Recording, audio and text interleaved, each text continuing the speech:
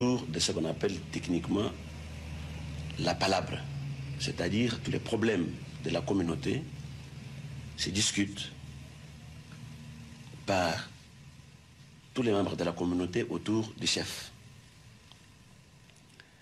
Et tout le monde s'exprime librement dans son point de vue et arrive à prendre des décisions qui sont exécutoires. À un moment donné, les jeux ont un peu été faussés avec l'évolution de la vie politique chez nous. Quand on dit que le MPR c'est un parti unique, chez nous, nous préférons l'appeler plutôt parti national. C'est parce que le MPR a, donc je vous dis, je crois personnellement que en s'écartant de la philosophie même du manifeste de l'Ancélé, on a fait du MPR un parti qui n'est pas basé sur l'adhésion libre. Et à un moment donné, on a déclaré que tout Zaïrois, de par sa naissance, est membre du MPR.